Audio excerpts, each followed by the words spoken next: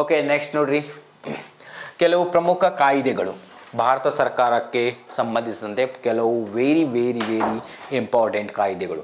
Okay, ಪ್ರಥಮ ಅರಣ್ಯ ನೀತಿ 1894. ಪ್ರಥಮ ಅರಣ್ಯ ನೀತಿ, first forest policy in 1894. The next ನೋಡ್ರಿ, ಕಾರ್ಖಾನೆಗಳ ಕಾಯ್ದೆ 1948. ಈ ಕಾರ್ಖಾನೆಗಳು industrial act 1948 are first economic policy 1948. ಈ ಕಾಯ್ದೆಯ ಅನುಸಾರವಾಗಿ ಭಾರತ ದೇಶದಲ್ಲಿ ನಾವು ಮಿಕ್ಸ್ಡ್ ಎಕನಾಮಿಯನ್ನು ಅಥವಾ ಮಿಶ್ರ ಆರ್ಥಿಕತೆಯನ್ನು ಅಳವಡಿಸಿಕೊಂಡಿದ್ದೀವಿ. ಮಿಶ್ರ ಆರ್ಥಿಕತೆ ಎಂದರೆ ದೇಶದಲ್ಲಿ ಸರ್ಕಾರ ಮತ್ತು ಖಾಸಗಿ ವಲಯವು ಏಕಕಾಲದಲ್ಲಿಯೇ ಆಡಳಿತ ನಡೆಸುತ್ತಿದ್ದರೆ ಅಥವಾ ಉತ್ಪಾದನೆಯನ್ನು ಮಾಡುತ್ತಿದ್ದರೆ ಅಂತಹಕ್ಕೆ ನಾವು ಮಿಕ್ಸ್ಡ್ ಎಕನಾಮಿ ಅಂತ ಕರಿತೀವಿ. ಅಂದರೆ public sector and private sector they working together simultaneously. Okay, next ನೋಡ್ರಿ, ಪ್ರಥಮ ವನ ಮಹೋತ್ಸವವನ್ನು 1950ರಲ್ಲಿ ಜಾರಿಗೆ ತಂದಿದ್ವಿ. ನೆಕ್ಸ್ಟ್, ಭಾರತದ ಸ್ವಾತಂತ್ರ್ಯ ನಂತರದ ಅರಣ್ಯ ನೀತಿ 1954. ಭಾರತದ ಸ್ವಾತಂತ್ರ್ಯದ ನಂತರ ಅರಣ್ಯ ನೀತಿ 1954. ನೆಕ್ಸ್ಟ್, ಅಂತಾರಾಜ್ಯ ಜಲ ಕಾಯ್ದೆಯನ್ನು 1956ರಲ್ಲಿ ಜಾರಿಗೆ ತರ್ತೀವಿ. ನೆಕ್ಸ್ಟ್ ನೋಡ್ರಿ, ವನ್ಯಜೀವಿ ಸಂರಕ್ಷಣಾ ಕಾಯ್ದೆ ವೈಲ್ಡ್ ಲೈಫ್ ಪ್ರೊಟೆಕ್ಷನ್ ಆ್ಯಕ್ಟ್ ನಾವು 1972ರಲ್ಲಿ ಜಾರಿಗೆ ತರ್ತೀವಿ. ಅದೇ ರೀತಿ ನೋಡ್ರಿ, ಸಿಂಹ ಯೋಜನೆ 1972, ಹುಲಿ ಯೋಜನೆ 1973, ಮೊಸಳೆ ಯೋಜನೆ 1974. ಓಕೆ, ಸಿಂಹ ಯೋಜನೆ, ಹುಲಿ ಯೋಜನೆ ಮತ್ತು ಮೊಸಳೆ ಯೋಜನೆಯ ಉದ್ದೇಶ ಏನಂದರೆ, ಸಿಂಹ ಯೋಜನೆಯಲ್ಲಿ ಸಿಂಹಗಳನ್ನು ರಕ್ಷಣೆ ಮಾಡುವುದು, ಹುಲಿ ಯೋಜನೆಯಲ್ಲಿ ಹುಲಿಗಳ ಸಂತತಿ ಹಾಳಾಗದಂತೆ ಮತ್ತು ಹುಲಿಗಳನ್ನು ರಕ್ಷಣೆ ಮಾಡಲಿಕ್ಕೆ ಮೊಸಳೆ ಯೋಜನೆಯಲ್ಲಿ ಮೊಸಳೆಗಳನ್ನು ರಕ್ಷಿಸಲು ಮಾಡಿದಂಥ ಈ 3 ಆಯೋಗಗಳು ಯಾವ್ಯಾವ ಅಂದರೆ 1972ರಲ್ಲಿ ಸಿಂಹ ಯೋಜನೆ, 1973ರಲ್ಲಿ ಹುಲಿ ಯೋಜನೆ, 1974ರಲ್ಲಿ ಮೊಸಳೆ ಯೋಜನೆ. ನೆಕ್ಸ್ಟ್ ನೋಡ್ರಿ, ಜಲಮಾಲಿನ್ಯ ನಿಯಂತ್ರಣ ಕಾಯ್ದೆ 1974. ಜಲಮಾಲಿನ್ಯ ನಿಯಂತ್ರಣ ಕಾಯ್ದೆ 1974. ನೆಕ್ಸ್ಟ್, ಅರಣ್ಯ ಸಂರಕ್ಷಣಾ ಕಾಯ್ದೆ 1980. ಅರಣ್ಯ ಸಂರಕ್ಷಣಾ ಕಾಯ್ದೆ 1980. ನೆಕ್ಸ್ಟ್ ನೋಡ್ರಿ, ವಾಯು ಮಾಲಿನ್ಯ ನಿಯಂತ್ರಣ ಕಾಯ್ದೆ 1980 ಅದು ಕೂಡ. ನೆಕ್ಸ್ಟ್, ಪರಿಸರ ಸಂರಕ್ಷಣಾ ಕಾಯ್ದೆ 1986. ನೆಕ್ಸ್ಟ್, ಘೇಂಡಾಮೃಗ ಯೋಜನೆ 1987. ನೆಕ್ಸ್ಟ್, ಭಾರತದ ಹೊಸ ಅರಣ್ಯ ನೀತಿ 1988. ಮೋಟಾರ್ ವಾಹನಗಳ ನಿಯಮ ಕಾಯ್ದೆ 1989. ನೆಕ್ಸ್ಟ್, ಕರಾವಳಿ ಸಂರಕ್ಷಣಾ ಯೋಜನೆ 1989. ಆನೆ ಯೋಜನೆ 1992. ಹಿಮಚಿರತೆ ಯೋಜನೆ 2009. ತುಂಬ ಇಂಪಾರ್ಟೆಂಟ್ ಯೋಜನೆಗಳು ಇವೆಲ್ಲ, ಪರಿಸರಕ್ಕೆ ಸಂಬಂಧಿಸಿದಂತೆ ಹಾಗೂ ಅರಣ್ಯಕ್ಕೆ ಸಂಬಂಧಿಸಿದಂತೆ ಮತ್ತು ಪ್ರಾಣಿಗಳ ಸಂರಕ್ಷಣೆಗೆ ಸಂಬಂಧಿಸಿದ ಪ್ರಮುಖ ಕಾಯ್ದೆಗಳು ಯಾವ ವರ್ಷದಲ್ಲಿ ಜಾರಿಗೆ ಬಂದಿದೆ ಅಂತ ನೋಡ್ತಾ ಹೋಗ್ತಾ ಇದ್ದೀವಿ. ನೆಕ್ಸ್ಟ್ ನೋಡ್ರಿ, ಭಾರತದ ಪ್ರಮುಖ ಅಂಚೆ ಕಾಯ್ದೆಗಳು. ಫಸ್ಟ್ ಒನ್, ಅಂಚೆ ವ್ಯವಸ್ಥೆ ಪ್ರಾರಂಭವಾಗಿದ್ದು ಲಾರ್ಡ್ ಡಾಲ್ಹೌಸಿಯ ಕಾಲದಲ್ಲಿ 1854ರಲ್ಲಿ. ನೆಕ್ಸ್ಟ್, ಪಿನ್ ಕೋಡ್ ಅನ್ನು ಅಳವಡಿಸಿಕೊಂಡಿದ್ದು 1972. Pin code.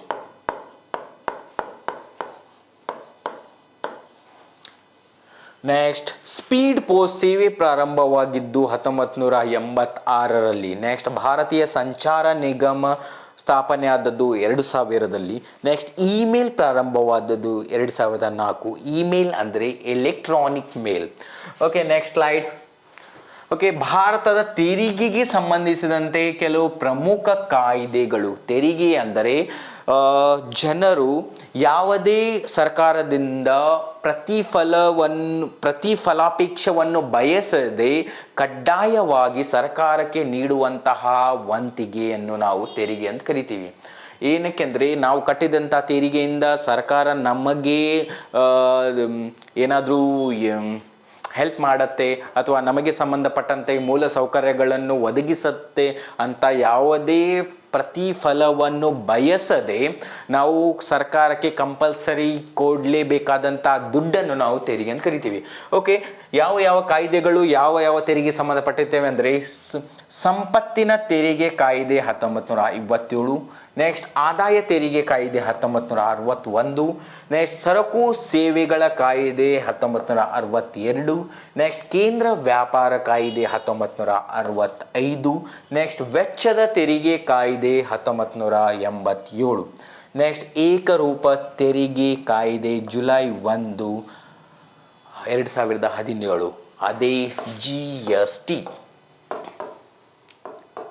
Goods and service tax ಯಾವಾಗ ಜಾರಿಗೆ ಬಂತು? ಜುಲೈ 1, 2017. ಓಕೆ, ನೆಕ್ಸ್ಟ್ ನೋಡ್ರಿ, ಶಿಕ್ಷಣಕ್ಕೆ ಸಂಬಂಧಿಸಿದ ಕಾಯ್ದೆಗಳು, ಕೆಲವು ಪ್ರಮುಖ ಕಾಯ್ದೆಗಳು ನೋಡ್ರಿ. ಮಕಾಲೆ ವರದಿ 1835ರಲ್ಲಿ ಜಾರಿಗೆ ತರ್ತೀವಿ. ನೆಕ್ಸ್ಟ್ ಚಾರ್ಲ್ಸ್ ವುಡ್ ಕಾಯ್ದೆ 1854ರಲ್ಲಿ, ತುಂಬ ಇಂಪಾರ್ಟೆಂಟ್ ನೋಡ್ರಿ, ಕನ್ಫ್ಯೂಷನ್ ಮಾಡ್ಕೋಬೇಡ್ರಿ ಮೈ ಡಿಯರ್ ಫ್ರೆಂಡ್ಸ್. ಏನು ಚಾರ್ಲ್ಸ್ ವುಡ್ ಆಯೋಗ 1854ರಲ್ಲಿ ಮತ್ತು ಮೆಕಾಲೆ ವರದಿ 1835ರಲ್ಲಿ. ಓಕೆ, ನೆಕ್ಸ್ಟ್ ಹಂಟರ್ ಆಯೋಗವನ್ನು ನಾವು 1882ರಲ್ಲಿ ಜಾರಿಗೆ ತರ್ತೀವಿ. ನೆಕ್ಸ್ಟ್ ವಿಶ್ವವಿದ್ಯಾಲಯ ಕಾಯ್ದೆ ಯೂನಿವರ್ಸಿಟಿ ಆ್ಯಕ್ಟ್ 1904ರಲ್ಲಿ ಜಾರಿಗೆ ತಂದಿದ್ದೀವಿ. ನೆಕ್ಸ್ಟ್ ಕೊಠಾರಿ ಶಿಕ್ಷಣ ಆಯೋಗ 1964ರಲ್ಲಿ. ಓಕೆ, ಇವು ಕೆಲವು ಭಾರತದ ಶಿಕ್ಷಣಕ್ಕೆ ಸಂಬಂಧಿಸಿದಂತೆಯೇ ಕಾಯ್ದೆಗಳು. ನೆಕ್ಸ್ಟ್ ಭಾರತದ ಆರ್ಥಿಕ ಸಂಬಂಧಿಸಿದಂತೆ ಕೆಲವು ಕಾಯ್ದೆಗಳು ನೋಡ್ರಿ. ಕೋಲ್ಕತ್ತಾದ ಹೌರಾದಲ್ಲಿ ಪ್ರಥಮ ಹತ್ತಿ ಗಿರಣಿ ಸ್ಥಾಪನೆ ಯಾವಾಗ? 1818ರಲ್ಲಿ. ನೆಕ್ಸ್ಟ್ ಸಹಕಾರಿ ಬ್ಯಾಂಕ್ ಸ್ಥಾಪನೆ 1904ರಲ್ಲಿ. Next reserve bank of India ಸ್ಥಾಪನೆ 1935ರಲ್ಲಿ. ಅದರ ಕೇಂದ್ರ ಕಚೇರಿ 1935ರಲ್ಲಿ ಕೋಲ್ಕತ್ತಾದಲ್ಲಿತ್ತು. 1937ರಲ್ಲಿ ಮುಂಬೈಗೆ ವರ್ಗಾವಣೆ ಮಾಡಿದ್ದೀವಿ ಮೈ ಡಿಯರ್ ಫ್ರೆಂಡ್ಸ್, ನೆನಪಿರಲಿ. ನೆಕ್ಸ್ಟ್ ನಾಗ್ಪುರ್ ಯೋಜನೆ 1943ರಲ್ಲಿ. ನೆಕ್ಸ್ಟ್ ಪ್ರಥಮ ಕೈಗಾರಿಕಾ ನೀತಿ 1948.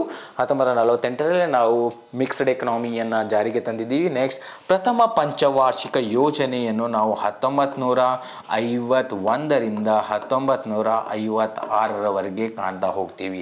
ನೆಕ್ಸ್ಟ್ ಕುಟುಂಬ ಕಲ್ಯಾಣ ಇಲಾಖೆಯನ್ನು 1952. ಜಗತ್ತಿನಲ್ಲಿಯೇ ಪ್ರಥಮ ಬಾರಿಗೆ ಭಾರತವು 1952ರಲ್ಲಿ ಕುಟುಂಬ ಕಲ್ಯಾಣ ಯೋಜನೆಯನ್ನು ಜಾರಿಗೆ ತಂದಿದ್ದೀವಿ. ನೆಕ್ಸ್ಟ್ ನೆನಪಿರಲಿ, 14 ಬ್ಯಾಂಕುಗಳ ರಾಷ್ಟ್ರೀಕರಣವಾದದ್ದು 1969. ಎಷ್ಟು? 50 ಕೋಟಿಗಿಂತ ಹೆಚ್ಚು ಹಣದ ವ್ಯವಹಾರವನ್ನು ನಡೆಸುತ್ತಿರುವ ಬ್ಯಾಂಕುಗಳನ್ನು 1969 ಜುಲೈ 19ರಂದು ಅಂದಿನ ಪ್ರಧಾನಮಂತ್ರಿಯಾದಂತಹ ಮೇಡಮ್ ಇಂದಿರಾ ಗಾಂಧಿಯವರು 14 ಬ್ಯಾಂಕುಗಳನ್ನು ರಾಷ್ಟ್ರೀಕರಣ ಮಾಡಿದರು. ನೆಕ್ಸ್ಟ್ ನೋಡಿ, ಎರಡನೇ ಹಂತದ ಬ್ಯಾಂಕುಗಳ ರಾಷ್ಟ್ರೀಕರಣ ಆದಾಗ 6 ಬ್ಯಾಂಕುಗಳನ್ನು ರಾಷ್ಟ್ರೀಕರಣ ಯಾವಾಗ ಮಾಡಿದರೆ? 1950.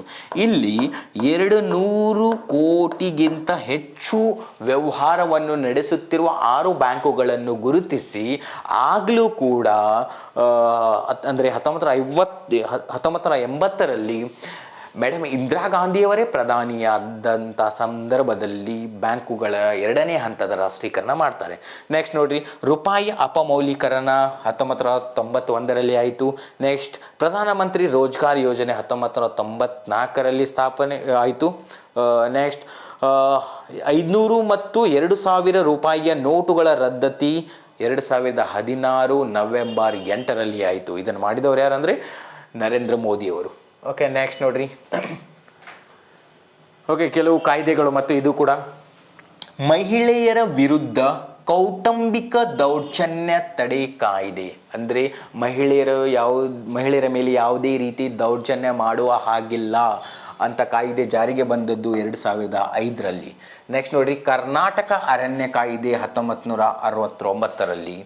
ನೆಕ್ಸ್ಟ್ ಕರ್ನಾಟಕ ಅಬಕಾರಿ ಕಾಯ್ದೆ 1965ರಲ್ಲಿ. ನೆಕ್ಸ್ಟ್ ಫೋಕ್ಸೋ ಕಾಯ್ದೆ 2012ರಲ್ಲಿ. ತುಂಬ important my dear friends. POCSO ಕಾಯ್ದೆ ಯಾವಾಗ ಜಾರಿಗೆ ಬಂದಿತ್ತೆ ಅಂದರೆ 2012ರಲ್ಲಿ.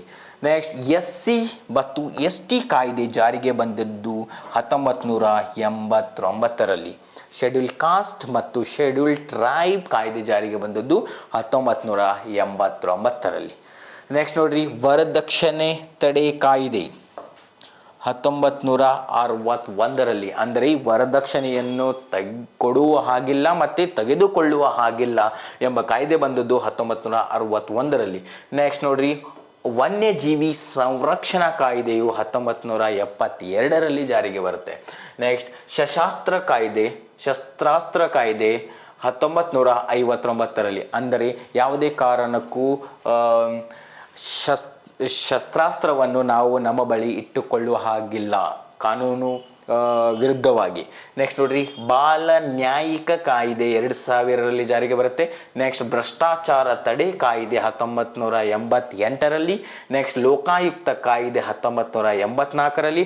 ನೆಕ್ಸ್ಟ್ ಕನಿಷ್ಠ ವೇತನ ಕಾಯ್ದೆ ಜಾರಿಗೆ ಬಂದದ್ದು ತುಂಬ ಇಂಪಾರ್ಟೆಂಟ್, 1948 ಮೈ ಡಿಯರ್ ಫ್ರೆಂಡ್ಸ್. ಅಂದರೆ ಮಿನಿಮಮ್ ವೇಜ್ ಆ್ಯಕ್ಟ್, ಕನಿಷ್ಠ ವೇತನ ಕಾಯ್ದೆ 1948ರಲ್ಲಿ ಭಾರತದಲ್ಲಿ ಜಾರಿಗೆ ಬರುತ್ತೆ. ನೆಕ್ಸ್ಟ್ ನೋಡ್ರಿ, ಬಾಲಕಾರ್ಮಿಕ ನಿಷೇಧ ಕಾಯ್ದೆ 1986. ಬಾಲಕಾರ್ಮಿಕರು ಅಂದರೆ 14 ವರ್ಷದ ಮಕ್ಕಳಿಗೆ ಗಂಡಾಂತರ ಇರುವಂತಹ ಸ್ಥಳಗಳಲ್ಲಿ ಅಥವಾ ಕಾರ್ಖಾನೆಗಳಲ್ಲಿ ಕೆಲಸದಲ್ಲಿ ನೇಮಿಸಿಕೊಳ್ಳುವಂತಿಲ್ಲ ಈ ಕಾಯ್ದೆ ಹೇಳುತ್ತೆ. ಅಂದರೆ 14 ವರ್ಷದ ಒಳಗಿನ ಮಕ್ಕಳಿಗೆ. ನೆಕ್ಸ್ಟ್ ಗೊಂಡಾ ಕಾಯ್ದೆ ಜಾರಿಗೆ ಬಂದ ವರ್ಷ 1985. ಓಕೆ, ನೆಕ್ಸ್ಟ್ ಸ್ಲೈಡಲ್ಲಿ ಏನಿದೆ ಮತ್ತೆ ನೋಡೋಣ. ಓಕೆ, ಕೆಲವು ಪ್ರಮುಖ ಘಟನೆಗಳು ಭಾರತದ ಇತಿಹಾಸಕ್ಕೆ ಮತ್ತು ಭಾರತಕ್ಕೆ ಸಂಬಂಧಿಸಿದಂತೆ ಕೆಲವು ಪ್ರಮುಖ ಘಟನೆಗಳು, ಯಾವ್ಯಾವ ಘಟನೆಗಳು ಯಾವ ವರ್ಷದಲ್ಲಿ ನಡೆಯಿತು, ಯಾವ ಘಟನೆಗಳು ಅಂತ ನೋಡ್ತಾ ಹೋಗೋಣ. ಫಸ್ಟ್ ನೋಡ್ರಿ, ಬಂಗಾಳ ವಿಭಜನೆ ತುಂಬ ಇಂಪಾರ್ಟೆಂಟ್, ಅಕ್ಟೋಬರ್ 16, 1905ರಲ್ಲಿ. ಯಾರು? Lord Curzon. ನೆಕ್ಸ್ಟ್ ನೋಡ್ರಿ, ಸೂರತ್ ಒಡಕು ಯಾವಾಗ ಆಯ್ತಂದ್ರೆ ಡಿಸೆಂಬರ್ 26, 1907ರಲ್ಲಿ ಸೂರತ್ ಒಡಕು ಆಯಿತು. ನೆಕ್ಸ್ಟ್ ಮಿಂಟೋ ಮಾರ್ಲೆ ಸುಧಾರಣೆ 1909.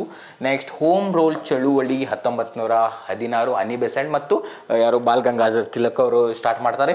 ನೆಕ್ಸ್ಟ್ ಚಂಪಾರಣ್ಯ ಸತ್ಯಾಗ್ರಹ 1917, ಗಾಂಧೀಜಿಯವರು ಭಾಗವಹಿಸಿದಂತಹ ಪ್ರಥಮ ಸತ್ಯಾಗ್ರಹ ಚಂಪಾರಣ್ಯ ಸತ್ಯಾಗ್ರಹ. ನೆಕ್ಸ್ಟ್ ಖೇಡಾ ಸತ್ಯಾಗ್ರಹ 1918. ನೆಕ್ಸ್ಟ್ ಮಾಂಟಿಗೋ ಚೇಮ್ಸ್ಫರ್ಡ್ ಕಾಯ್ದೆ 1919. ನೆಕ್ಸ್ಟ್ ರೌಲತ್ ಕಾಯ್ದೆ ಯಾವಾಗ ಜಾರಿಗೆ ಬರುತ್ತೆ ಅಂದರೆ ಫೆಬ್ರವರಿ 6, 1919ರಲ್ಲಿ. ನೆಕ್ಸ್ಟ್ ಜಲಿಯನ್ ವಾಲಾಬಾಗ್ ದುರಂತ ಆದದ್ದು ಯಾವಾಗ ಅಂದರೆ ಏಪ್ರಿಲ್ 13, 1919, ಪಂಜಾಬಿನ ಅಮೃತ್ಸರದಲ್ಲಿ. ಜನರಲ್ ಡಯರ್ ಬಂದಾಗ ಅವರು ಗೋಳಿ ಹೊಡಲಿಕ್ಕೆ ಸ್ಟಾರ್ಟ್ ಮಾಡ್ತಾರೆ. ಆದ ಕಾರಣ ಜಲಿಯನ್ ವಾಲಾಬಾಗ್ ದುರಂತವು ಇದು ಇತಿಹಾಸದಲ್ಲಿ ಒಂದು ಇಂಪಾರ್ಟೆಂಟ್ ದುರಂತವಾಗಿದೆ. ಅದಕ್ಕೆ ಮ್ಯಾಕ್ಸಿಮಮ್ ಕ್ವಶನ್ ಕೇಳ್ತಾರೆ ಇದರ ಮೇಲೆ. ನೆಕ್ಸ್ಟ್ ಖಿಲಾಫತ್ ಚಳುವಳಿ ಸ್ಟಾರ್ಟ್ ಆಗಿದ್ದು ಆಗಸ್ಟ್ 1, 1920, ಖಿಲಾಫತ್ ಚಳುವಳಿ. ನೆಕ್ಸ್ಟ್ ಅಸಹಕಾರ ಚಳುವಳಿಯು ಸೆಪ್ಟೆಂಬರ್ 5, 1920ರಲ್ಲಿ ಜಾರಿಗೆ ಸ್ಟಾರ್ಟ್ ಆಯಿತು. ಅಸಹಕಾರ ಚಳುವಳಿಯನ್ನು ಗಾಂಧೀಜಿಯವರು ಹಿಂತೆಗೆದುಕೊಳ್ಳಲು ಕಾರಣ ಏನಂದರೆ 1922ರಲ್ಲಿ ಉತ್ತರ ಪ್ರದೇಶದ ಚೌರಿ ಚೌರಾ ಎಂಬ ಪ್ರದೇಶದಲ್ಲಿ ನಡೆದಂಥ ಘಟನೆಯಿಂದ, ಅಂದರೆ ಪೊಲೀಸ್ ಸ್ಟೇಷನ್ ಮೇಲೆ ಬೆಂಕಿ ಹಚ್ಚಿ ಪೊಲೀಸರನ್ನು ಸಾಯಿಸ್ತಾರಲ್ಲ, ಈ ಅಸಹಕಾರ ಚಳುವಳಿಯು ತುಂಬ ಹಿಂಸಾತ್ಮಕವಾಗಿ ಸ್ಟಾರ್ಟ್ ಆಗಿದೆ ಅಂತ ಮನಗೊಂಡ ಮಹಾತ್ಮ ಗಾಂಧೀಜಿಯವರು ಅಸಹಕಾರ ಚಳುವಳಿಯನ್ನು 1922ರಲ್ಲಿ ಸ್ಟಾಪ್ ಮಾಡ್ತಾರೆ ಮೈ ಡಿಯರ್ ಫ್ರೆಂಡ್ಸ್. ನೆಕ್ಸ್ಟ್ ನೋಡ್ರಿ, ಮೋಪಿಲ್ಲಾ ದಂಗೆ ಅಥವಾ ಮೋಪ್ಲಾ ದಂಗೆಯು 1921ರಲ್ಲಿ ಆಯಿತು. ನೆಕ್ಸ್ಟ್ ಚೌರಿ ಚೌರಾ ಘಟನೆ, ಅದೇ ಹೇಳಿದನಲ್ಲ, ಫೆಬ್ರವರಿ 5, 1922. ಚೌರಿ ಚೌರಾ ಘಟನೆಯ ನಂತರ ಅಸಹಕಾರ ಚಳುವಳಿಯನ್ನು ಮಹಾತ್ಮ ಗಾಂಧೀಜಿಯವರು ಹಿಂತೆಗೆದುಕೊಂಡರು. ಓಕೆ, ನೆಕ್ಸ್ಟ್ ಸ್ವರಾಜ್ಯ ಪಕ್ಷ ಜನವರಿ 1, 1923ರಲ್ಲಿ ಸ್ವರಾಜ್ಯ ಪಕ್ಷವನ್ನು ಸ್ಥಾಪನೆ ಮಾಡ್ತಾರೆ.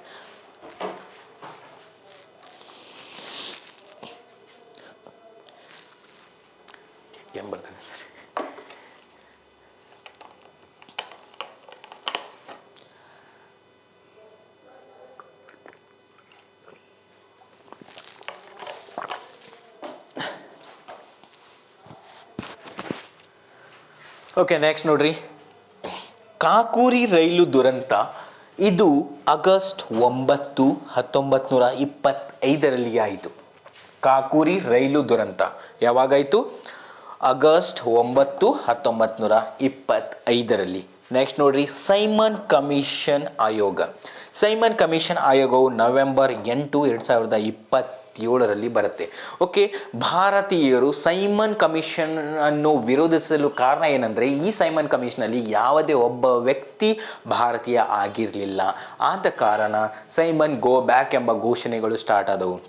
ಆ ಸಂದರ್ಭದಲ್ಲಿ ಲಾಲಾ ಲಜಪತ್ ರಾಯ್ ಅವರು ಬ್ರಿಟಿಷರ ಪೊಲೀಸರ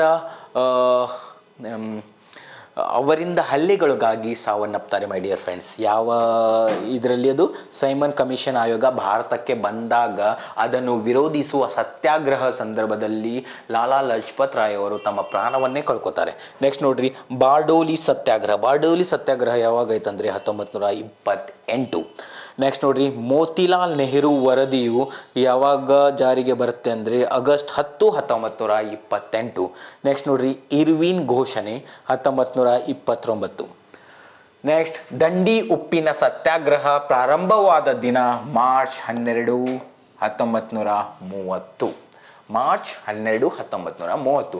ನೆಕ್ಸ್ಟ್ ನೋಡ್ರಿ, ಚಿತ್ತಗಂಗಾ ಶಸ್ತ್ರಗಾರ ಲೂಟಿ ಆದದ್ದು ಏಪ್ರಿಲ್ 19, 1930ರಲ್ಲಿ. ನೆಕ್ಸ್ಟ್ ನೋಡ್ರಿ, ಮೊದಲನೆಯ ದುಂಡು ಮೇಜಿನ ಸಮ್ಮೇಳನ ನವೆಂಬರ್ 12, 1930ರಲ್ಲಿ. ಎರಡನೆಯ ದುಂಡು ಮೇಜಿನ ಸಮ್ಮೇಳನ ಫೆಬ್ರವರಿ 7, 1931ರಲ್ಲಿ. ಎರಡನೆಯ ದುಂಡು ಮೇಜಿನ ಸಮ್ಮೇಳನದಲ್ಲಿ ಕಾಂಗ್ರೆಸ್ಸಿನ ಪ್ರತಿನಿಧಿಯಾಗಿ ಮಹಾತ್ಮ ಗಾಂಧೀಜಿಯವರು ಭಾಗವಹಿಸ್ತಾರೆ, ನೆನಪಿರಲಿ ಮೈ ಡಿಯರ್ ಫ್ರೆಂಡ್ಸ್. ನೆಕ್ಸ್ಟ್ ನೋಡ್ರಿ, ಗಾಂಧಿ ಇರ್ವಿನ್ ಒಪ್ಪಂದ ಆಗಿದ್ದು ಮಾರ್ಚ್ 5, 1931ರಲ್ಲಿ. ಓಕೆ, ಈ ಗಾಂಧಿ ಮತ್ತು ಇರ್ವಿನ್ ಒಪ್ಪಂದದ ಫಲವಾಗಿ ಮೂರನೆಯ ದುಂಡು ಮೇಜಿನ ಸಮ್ಮೇಳನ ನಡೆಯುತ್ತೆ. ಯಾವಾಗ ಅಂದರೆ ನವೆಂಬರ್ 17, 1932ರಲ್ಲಿ. ನೆಕ್ಸ್ಟ್, ಕೋಮುವಾರು ತೀರ್ಪು ಬಂದದ್ದು ಆಗಸ್ಟ್ 16, 1932ರಲ್ಲಿ. ನೆಕ್ಸ್ಟ್, ಪೂನಾ ಒಪ್ಪಂದ ಯಾರ್ಯಾರ ನಡುವೆ ನಡೆಯುತ್ತೆ ಅಂದರೆ ಮಹಾತ್ಮ ಗಾಂಧೀಜಿ ಮತ್ತು ಡಾಕ್ಟರ್ BR ಅಂಬೇಡ್ಕರ್ ಅವರ ನಡುವೆ ಪೂನಾ ಒಪ್ಪಂದವು ಸೆಪ್ಟೆಂಬರ್ 26, 1932ರಲ್ಲಿ ನಡೆಯುತ್ತೆ. ನೆಕ್ಸ್ಟ್, ಆಗಸ್ಟ್ ಕೊಡುಗೆ ಆಗಸ್ಟ್ 8, 1940ರಲ್ಲಿ ನಡೆಯುತ್ತೆ. ನೆಕ್ಸ್ಟ್, ವೈಯಕ್ತಿಕ ಸತ್ಯಾಗ್ರಹ ಚಳುವಳಿ ಅಕ್ಟೋಬರ್ 17, 1940ರಲ್ಲಿ ನಡೆಯುತ್ತೆ. ರಿಪೀಟ್ ಒನ್ಸ್ ಅಗೇನ್, ವೈಯಕ್ತಿಕ ಸತ್ಯಾಗ್ರಹ ಚಳುವಳಿಯು ಅಕ್ಟೋಬರ್ 17, 1940ರಲ್ಲಿ ಆಗುತ್ತೆ. ನೆಕ್ಸ್ಟ್ ನೋಡ್ರಿ, ಕ್ರಿಪ್ಸ್ ಆಯೋಗವು ಭಾರತಕ್ಕೆ ಯಾವಾಗ ಬರುತ್ತೆ ಅಂದರೆ ಮಾರ್ಚ್ 23, 1942. ನೆಕ್ಸ್ಟ್, ಕ್ವಿಟ್ ಇಂಡಿಯಾ ಚಳುವಳಿ ಪ್ರಾರಂಭವಾದದ್ದು ಆಗಸ್ಟ್ 8, 1942. ಕ್ವಿಟ್ ಇಂಡಿಯಾ ಚಳುವಳಿಯನ್ನು ಪ್ರಾರಂಭಿಸಿದವರು ಮಹಾತ್ಮ ಗಾಂಧೀಜಿ. ಆ ಸಮಯದಲ್ಲಿ ಮಹಾತ್ಮ ಗಾಂಧೀಜಿ ಅವರು ನೀಡಿದಂತಹ ಪ್ರಮುಖ ಘೋಷಣೆ ಡೂ ಆರ್ ಡೈ, ಮಾಡು ಇಲ್ಲವೇ ಮಡಿ. ಓಕೆ, ಕ್ವಿಟ್ ಇಂಡಿಯಾ ಚಳುವಳಿಯ ಸಂದರ್ಭದಲ್ಲಿ ಗಾಂಧೀಜಿ ಅವರನ್ನು ಬ್ರಿಟಿಷ್ ಸರ್ಕಾರ ಬಂಧಿಸಿದಾಗ ಈ ಚಳುವಳಿಯನ್ನು ಮುಂದುವರಿಸಿದವರು ಯಾರಂದರೆ ಅರುಣಾ ಅಸಫ್ ಅಲಿ ಎಂಬ ಮಹಿಳೆ. ಆದ ಕಾರಣ ಅರುಣಾ ಅಸಫ್ ಅಲಿ ಅವರನ್ನು ನಾವು the grand old woman of India ಅಂತ ಕರಿತೀವಿ ಮೈ ಡಿಯರ್ ಫ್ರೆಂಡ್ಸ್. ನೆಕ್ಸ್ಟ್ ನೋಡ್ರಿ, ಗಾಂಧಿ ಮತ್ತು ಮೊಹಮ್ಮದ್ ಜಿನ್ನಾ ಮಾತುಕತೆ ನಡೆದಿದ್ದು ಯಾವಾಗ ಅಂದರೆ ಸೆಪ್ಟೆಂಬರ್ 9, 1944ರಲ್ಲಿ. ನೆಕ್ಸ್ಟ್, ವೇವೇಲ್ ಯೋಜನೆ ಯಾವಾಗ ಜಾರಿಗೆ ಬರುತ್ತೆ ಅಂದರೆ ಜೂನ್ 14, 1945. ನೆಕ್ಸ್ಟ್, ಕ್ಯಾಬಿನೆಟ್ ಆಯೋಗ 1946ರಲ್ಲಿ ಬರುತ್ತೆ. ಈ ಕ್ಯಾಬಿನೆಟ್ ಆಯೋಗವು ಭಾರತದ ಸಂವಿಧಾನ ರಚನೆಯ ಸಭೆಯನ್ನು ತಯಾರು ಮಾಡುತ್ತೆ. ಓಕೆ, ನೆಕ್ಸ್ಟ್ ನೋಡ್ರಿ, ಇಲ್ಲಿ ಗಾಂಧೀಜಿಯ ರಾಜಕೀಯ ಗುರು ಯಾರು ಅಂದರೆ ಗಾಂಧೀಜಿಯವರ ರಾಜಕೀಯ ಗುರು ಗೋಪಾಲಕೃಷ್ಣ ಗೋಖಲೆ. ನೆನಪಿರಲಿ ಮೈ ಡಿಯರ್ ಫ್ರೆಂಡ್ಸ್, ಗಾಂಧೀಜಿಯವರ ರಾಜಕೀಯ ಗುರು ಗೋಪಾಲಕೃಷ್ಣ ಗೋಖಲೆ. ನೆಕ್ಸ್ಟ್, ರವೀಂದ್ರನಾಥ್ ಠಾಗೂರ್ ಅವರು ಗಾಂಧೀಜಿಯವರನ್ನು ಮಹಾತ್ಮ ಎಂದು ಕರೆದಿದ್ದಾರೆ. ಇದು ತುಂಬ ಇಂಪಾರ್ಟೆಂಟ್. ಗಾಂಧೀಜಿಯವರಿಗೆ ಮಹಾತ್ಮ ಎಂದು ಕರೆದವರು ಯಾರು? ರವೀಂದ್ರನಾಥ್ ಠಾಗೂರ್. ಅದೇ ರೀತಿ ಸುಭಾಷ್ ಚಂದ್ರ ಬೋಸ್ ರವರು ಗಾಂಧೀಜಿಯವರಿಗೆ ರಾಷ್ಟ್ರಪಿತ ಅಂತ ಕರೆದಿದ್ದಾರೆ. ಗಾಂಧೀಜಿಯವರ ರಾಜಕೀಯ ಗುರು ಗೋಪಾಲಕೃಷ್ಣ ಗೋಖಲೆ, ಗಾಂಧೀಜಿಯವರಿಗೆ ಮಹಾತ್ಮ ಎಂದು ಕರೆದವರು ರವೀಂದ್ರನಾಥ್ ಠಾಗೂರ್, ಗಾಂಧೀಜಿಯವರಿಗೆ ರಾಷ್ಟ್ರಪಿತ ಅಂತ ಕರೆದವರು ಸುಭಾಷ್ ಚಂದ್ರ ಬೋಸ್ ರವರು. ಓಕೆ, ನೆಕ್ಸ್ಟ್, ಕಂಪ್ಯೂಟರ್ಗೆ ಸಂಬಂಧಿಸಿದಂತೆ ಕೆಲವು ಮಾಹಿತಿಗಳು ವೆರಿ ರಿಪೀಟೆಡ್ ಕ್ವಶನ್ಸ್ ಬರ್ತಾ ಇದೆ. ಆದ ಕಾರಣ ಕಂಪ್ಯೂಟರ್ ಜನರೇಷನ್, ಈವರೆಗೂ ಕಂಪ್ಯೂಟರ್ ಜನರೇಷನ್ನು ನಾವು first generation, second generation, third generation, fourth and fifth generation ಆಗಿ ನೋಡ್ತೀವಿ. ಹಾರ್ಡ್ವೇರ್ ಕಂಪೋನೆಂಟ್ಸ್ನ ನಾವು ಯಾವುದನ್ನು ಬಳಸ್ತೀವಿ ನೋಡ್ರಿ. ಯಾವ ರೀತಿ ಕೇಳ್ತಾ ಅಂದರೆ ಫಸ್ಟ್ ಜನರೇಷನಲ್ಲಿ ಯಾವುದನ್ನು ಕಂಪ್ಯೂಟರ್ನಲ್ಲಿ ಬಳಸ್ತಿದ್ದೀವಿ ಅಂದರೆ ವ್ಯಾಕ್ಯೂಮ್ ಟ್ಯೂಬ್. ಇದೇ ವ್ಯಾಕ್ಯೂಮ್ ಟ್ಯೂಬ್ ನೋಡ್ರಿ, ಈ ರೀತಿ ಬಳಸ್ತಿದ್ದೀವಿ. ಅದೇ ಸೆಕೆಂಡ್ ಜನರೇಷನ್ ಇಯರ್ ಇದೆ. ಫಸ್ಟ್ ಜನರೇಷನ್ ಇಯರ್ ಯಾವಾಗ ಅಂದರೆ 1942ರಿಂದ 1959 ವ್ಯಾಕ್ಯೂಮ್ ಟ್ಯೂಬ್ ಬಳಸ್ತಿದ್ದೀವಿ ಕಂಪ್ಯೂಟರ್ನಲ್ಲಿ. ಸೆಕೆಂಡ್ ಜನರೇಷನ್ 1959ರಿಂದ 1965. ಅವಾಗ ಏನು ಬಳಸಕ್ಕೆ ಸ್ಟಾರ್ಟ್ ಮಾಡಿದ್ದೀವಿ ಅಂದರೆ ಇದು ನೋಡಿರಿ, ಇದೇ ಟ್ರಾನ್ಸಿಸ್ಟರ್ ತುಂಬ important. Next third generation 1965 to 1975 ಏನು ಬಳಸಕ್ಕೆ ಸ್ಟಾರ್ಟ್ ಮಾಡಿದ್ದೀವಿ ಅಂದರೆ ಇಂಟಿಗ್ರೇಟೆಡ್ ಸರ್ಕಿಟ್ಸ್, IC ಅಂತ ಕರಿತೀವಿ ನೋಡಿ, ಇಂಟಿಗ್ರೇಟೆಡ್ ಸರ್ಕಿಟ್. ಮತ್ತು ಫೋರ್ತ್ ಜನರೇಷನ್ ಅವಧಿ ಎಷ್ಟಂದರೆ 1975ರಿಂದ 1988. ಆವಾಗ ಏನು ಬಳಸ್ತಂದರೆ VLSI microprocessor circuit. Okay, next fifth generations 1988ರಿಂದ ಈವರೆಗೂ ನಾವು ಏನು ಬಳಸ್ತಾ ಇದ್ದೇವೆ ಅಂದರೆ ULSI microprocessor circuit. I repeat, first generation vacuum tube, second generation transistor, third generations integrated circuit, fourth and fifth generation ನಾವು ಮೈಕ್ರೋ ಪ್ರೊಸೆಸರ್ ಯೂನಿಟ್ ಅನ್ನು ಬಳಸ್ತೀವಿ. ಓಕೆ, ಇಲ್ಲಿ ನೋಡ್ರಿ ಕ್ಯಾರೆಕ್ಟರಿಸ್ಟಿಕ್ಸ್ ಅಂದರೆ ಅದರ ಗುಣಲಕ್ಷಣಗಳು. ಫಸ್ಟ್ ಜನರೇಷನ್ ಅಲ್ಲಿ machine language and huge size ಇತ್ತು ಆ್ಯಂಡ್ ಹೈಲಿ ಎಕ್ಸ್ಪೆನ್ಸಿವ್, ಅದರ ಬೆಲೆ ಕೂಡ ಹೆಚ್ಚಾಗಿತ್ತು. High consumption of electricity. Okay, first ಜನರೇಷನಲ್ಲಿ ಏನೇನಿತ್ತು ಅಂದರೆ ಮಷಿನ್ ಲೆವೆಲ್ ಲ್ಯಾಂಗ್ವೇಜ್ ಇತ್ತು. ಸೆಕೆಂಡ್, ಮತ್ತು ಅದರ ಸೈಜ್ ಕೂಡ ದೊಡ್ಡದಿತ್ತು, ಮತ್ತು ಅದರ ಬೆಲೆ ಕೂಡ ಹೆಚ್ಚಿತ್ತು, ಮತ್ತು ಹೈ ಕನ್ಸಂಪ್ಷನ್ ಆಫ್ ಎಲೆಕ್ಟ್ರಿಸಿಟಿ ಅಂದರೆ ವಿದ್ಯುತ್ತನ್ನು ಅತಿ ಹೆಚ್ಚವಾಗಿ ಬಳಸ್ತಾ ಇತ್ತು ಆ ಕಂಪ್ಯೂಟರ್. ನೆಕ್ಸ್ಟ್ ನೋಡ್ರಿ, ಸೆಕೆಂಡ್ ಜನರೇಷನಲ್ಲಿ ಏನು batch processing, multi programming operating system ಆಯಿತು. ಇದು ಕೂಡ ಎಕ್ಸ್ಪೆನ್ಸಿವ್ ಇತ್ತು. ಯಾವ ಲ್ಯಾಂಗ್ವೇಜನ್ನು ಬಳಸ್ತಿದ್ದೀವಿ ಅಂದರೆ ಫೋರ್ಟಾನ್ ಮತ್ತು ಕೋಬಾಲ್ ಎಂಬ ಕಂಪ್ಯೂಟರ್ ಲ್ಯಾಂಗ್ವೇಜನ್ನು ನಾವು ಸೆಕೆಂಡ್ ಜನರೇಷನಲ್ಲಿ ಬಳಸ್ತಾ ಹೋಗ್ತೀವಿ. ಓಕೆ, ನೆಕ್ಸ್ಟ್ ನೋಡ್ರಿ, ಇದು ಥರ್ಡ್ ಜನರೇಷನಲ್ಲಿ ರಿಮೋಟ್ ಪ್ರೊಸೆಸಿಂಗ್, ಅದರ ಜೊತೆ ಟೈಮ್ ಶೇರಿಂಗ್, ಆಮೇಲೆ ಮಲ್ಟಿ ಪ್ರೋಗ್ರಾಮಿಂಗ್ ಆಪರೇಟಿಂಗ್ ಸಿಸ್ಟಮ್. ಇದರ ಸ್ಪೀಡ್ ತುಂಬ ಇತ್ತು. ನೆಕ್ಸ್ಟ್ ಕಾಂಪ್ಯಾಕ್ಟ್ ಆ್ಯಂಡ್ ಚೀಪರ್ ಕೂಡ ಇತ್ತು. ಅಂದರೆ ಇದು ಎರಡನೇ ಜನ್ರೇಷನ್ ಕಂಪ್ಯೂಟರ್ಗೆ ಸಂಬಂಧಿಸಿದಂತೆ ಈ ಜನ್ರೇಷನ್ ಕಂಪ್ಯೂಟರ್ಗಳು ಸ್ವಲ್ಪ ಕಡಿಮೆ ಬೆಲೆಯಲ್ಲಿ ಸಿಗ್ತಾ ಹೋತು. ಓಕೆ, ಎಕ್ಸಾಂಪಲ್ ಏನು, ಪಾಸ್ಕಲ್, ಬೇಸಿಕ್, ಅಲ್ಗೋಲ್. ನೆಕ್ಸ್ಟ್ ನೋಡ್ರಿ, fourth generations time sharing, real time, networks, distributed and operating system. ಇದು ಸ್ಪೀಡ್ ಫಾಸ್ಟರ್ ಇತ್ತು ಮತ್ತು ಇದು ಅಫೋರ್ಡೆಬಲ್, ಎಲ್ಲರೂ ಕಂಡುಕೊಳ್ಳಬಹುದಂತಹ ಬೆಲೆಯಲ್ಲಿ ಸಿಗ್ತಾ ಇತ್ತು. ಅದರ ಲ್ಯಾಂಗ್ವೇಜ್ ಯಾವ್ಯಾವ ಬಳಸ್ತಿದ್ದೀವಿ ಅಂದರೆ C++ ಮತ್ತು DBase. ಓಕೆ, ಫಿಫ್ತ್ ಜನರೇಷನಲ್ಲಿ ಪ್ಯಾರಲಲ್ ಪ್ರೊಸೆಸಿಂಗ್ ಇತ್ತು. ನೆಕ್ಸ್ಟ್ ಆರ್ಟಿಫಿಷಿಯಲ್ ಇಂಟೆಲಿಜೆನ್ಸಿ, ಈಗ ನಾವು ಯೂಸ್ ಮಾಡ್ತಾ ಇರೋದು ಆರ್ಟಿಫಿಷಿಯಲ್ ಇಂಟೆಲಿಜೆನ್ಸ್ ಟೆಕ್ನಾಲಜಿ. ಈಗ C++ ಲ್ಯಾಂಗ್ವೇಜ್ ಬಳಸ್ತೀವಿ, ಅದರ ಜೊತೆಗೆ ಜಾವಾ ಮತ್ತು ನೆಟ್.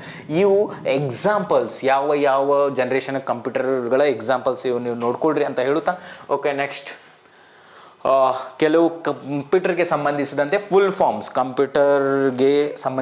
ಫುಲ್ ಫಾರ್ಮ್ಸ್ ಮ್ಯಾಕ್ಸಿಮಮ್ ಕೇಳ್ತಾ ಇದ್ದಾರೆ ಇತ್ತೀಚಿನ ದಿನಗಳಲ್ಲಿ ಮಾಡಿದ್ರು ಡಿಯರ್ ಫ್ರೆಂಡ್ಸ್. ಅದಕ್ಕೆ ನೋಡ್ರಿ, CPU ಸೆಂಟ್ರಲ್ ಪ್ರೊಸೆಸಿಂಗ್ ಯೂನಿಟ್, ನಾವು ಇದನ್ನು ಕಂಪ್ಯೂಟರ್ನ ಮೆದುಳು ಅಂತ ಕರಿತೀವಿ. Next ALU arithmetic logic unit.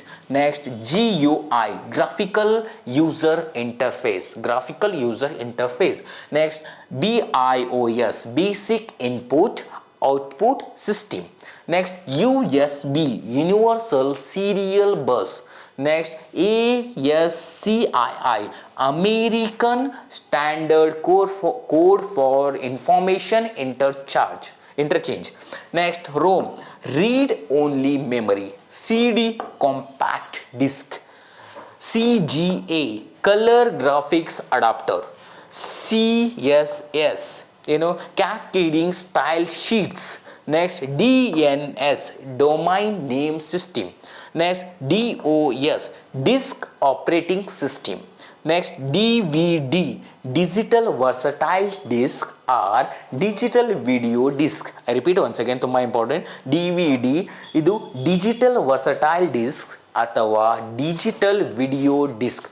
Okay, next ನೋಡ್ರಿ, EPROM ಅಂದರೆ Erasable Programmable Read Only Memory. Next HTML Hypertext Markup Language. Next ನೋಡ್ರಿ, LAN Local Area Network. Next LED Light Emitting Diode. Next MOC ತುಂಬ important ನೋಡ್ರಿ.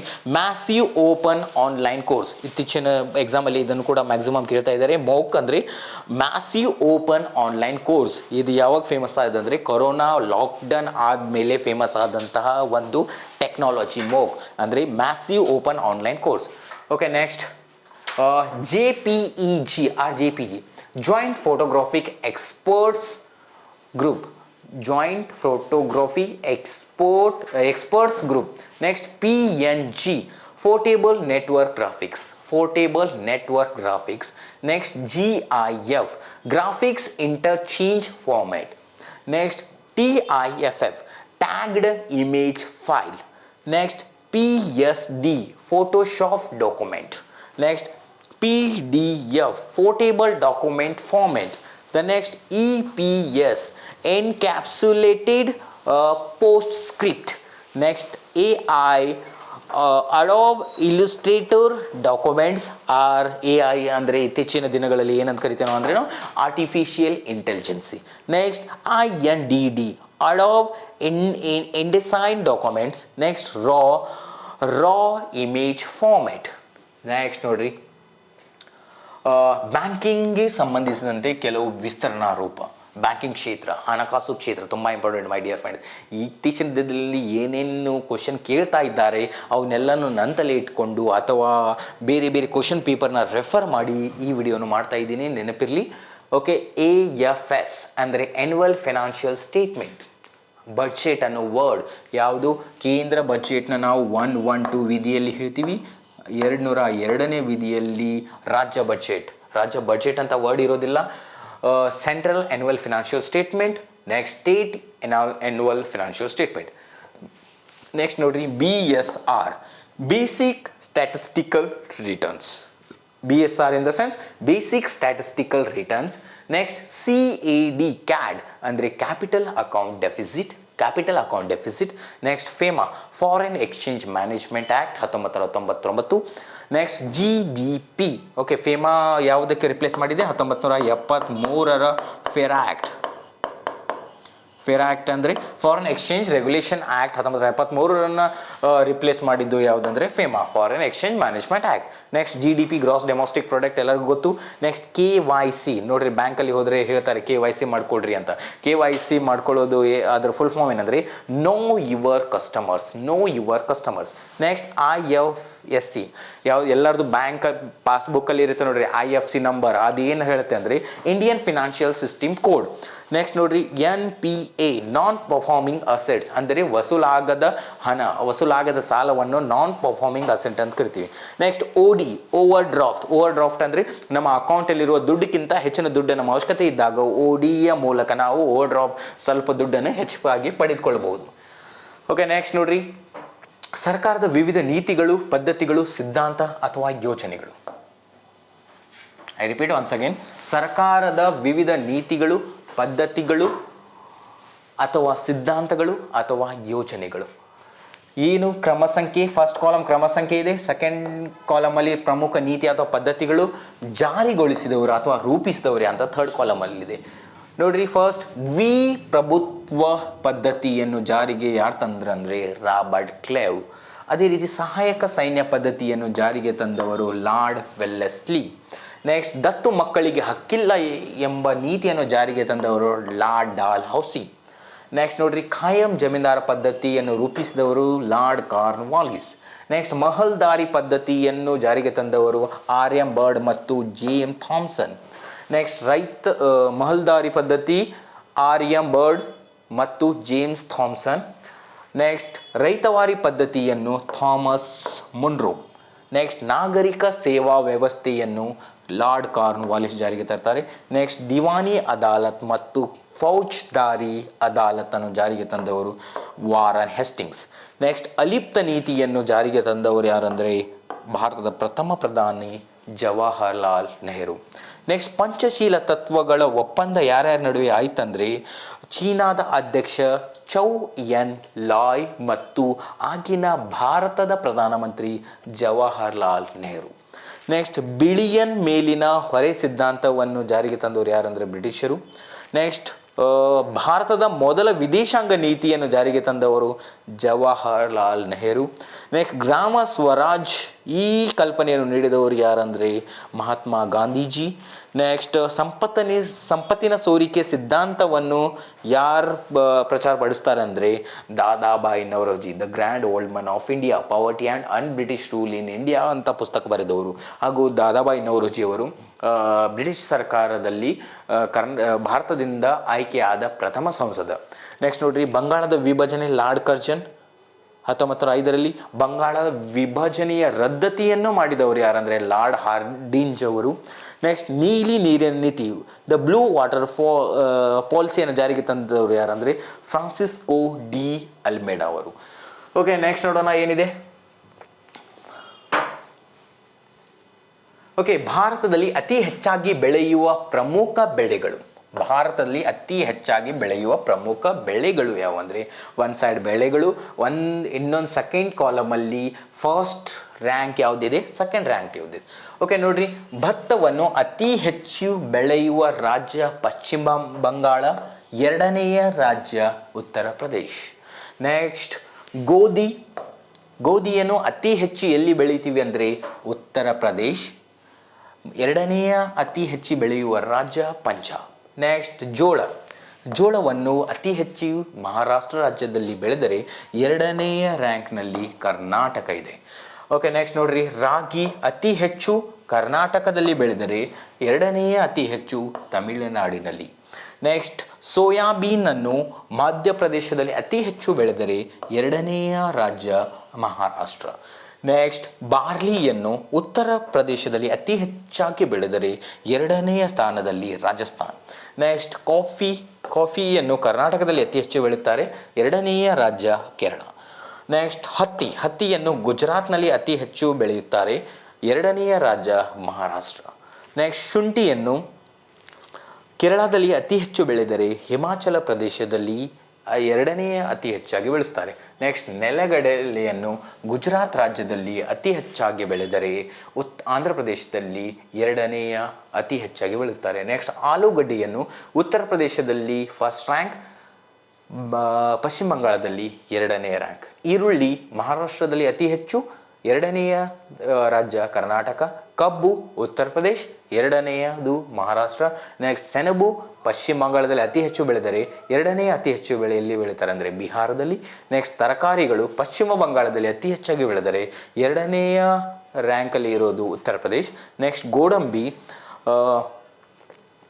ಮಹಾರಾಷ್ಟ್ರದಲ್ಲಿ ಅತಿ ಹೆಚ್ಚು ಬೆಳೆದರೆ ಆಂಧ್ರ ಪ್ರದೇಶದಲ್ಲಿ ಎರಡನೆಯ ಅತಿ ಹೆಚ್ಚಾಗಿ ಬೆಳೆಯುತ್ತಾರೆ. ಸೇಬು ಹಿಮಾಚಲ್ ಪ್ರದೇಶದಲ್ಲಿ ಅತಿ ಹೆಚ್ಚು ಬೆಳೆದರೆ ಜಮ್ಮು ಕಾಶ್ಮೀರದಲ್ಲಿ ಎರಡನೇ ರ್ಯಾಂಕಲ್ಲಿದೆ. ದಾಳಿಂಬೆ ಮಹಾರಾಷ್ಟ್ರದಲ್ಲಿ ಅತಿ ಹೆಚ್ಚಾಗಿ ಬೆಳೆದರೆ ಕರ್ನಾಟಕದಲ್ಲಿ ಎರಡನೆಯದಾಗಿ ಬೆಳೀತಾರೆ. ಓಕೆ ಮೈ ಡಿಯರ್ ಫ್ರೆಂಡ್ಸ್, ಇಲ್ಲಿವರೆಗೂ ಇಷ್ಟು ಮಾಹಿತಿಯನ್ನು ನೀಡಿದ್ದೀನಿ. ಇದೇ ರೀತಿ ಮತ್ತೆ ನೆಕ್ಸ್ಟ್ ಪಾರ್ಟ್ನ ವಿಡಿಯೋ ಮಾಡ್ತೀನಿ ಅಂತ ಹೇಳುತ್ತಾ ನನ್ನ ಪ್ರಯತ್ನ ಇದು ಹೊಸದಾಗಿ ಪ್ರಯತ್ನ ನಿಮಗೂ ಕೂಡ ಗೊತ್ತು. ಯಾಕಂದರೆ ಈಗ ರೀಸೆಂಟಾಗಿ ವೆರಿ ಇಂಪಾರ್ಟೆಂಟ್ ಎಕ್ಸಾಮ್ ಬರ್ತಾ ಇದ್ದಾರೆ. PSI, CTI, PC, DRCR ಇವೆಲ್ಲ ಎಕ್ಸಾಮ್ಗಳಿಗೆ ಇಂಪಾರ್ಟೆಂಟ್ ಅಂತ ಕ್ವಶನ್ ಆನ್ಸರ್ನ ನಾನು ಇಲ್ಲಿ PPT ಮಾಡಿ ನಿಮ್ಮ ಮುಂದೆ ಪ್ರಸ್ತುತಪಡಿಸಿದ್ದೀನಿ. ಈ ಪ್ರಯತ್ನ ನಿಮಗಿಷ್ಟ ಆದರೆ ನಿಮ್ಮ ಫ್ರೆಂಡ್ಸ್ಗೆ ಮ್ಯಾಕ್ಸಿಮಮ್ ಶೇರ್ ಮಾಡಿರಿ ಅಂತ ಹೇಳುತ್ತಾ, ಓಕೆ ನೆಕ್ಸ್ಟ್ ನನ್ನ ಪಾರ್ಟ್ನ ವಿಡಿಯೋವನ್ನು ಕಾಯಿರಿ ಅಂತ ಹೇಳುತ್ತಾ, ಇಲ್ಲಿವರೆಗೂ ನನ್ನ ಈ ವಿಡಿಯೋವನ್ನು ನೋಡಿದ್ದಕ್ಕಾಗಿ ಎಲ್ಲರಿಗೂ ಧನ್ಯವಾದಗಳು. Thank you so much.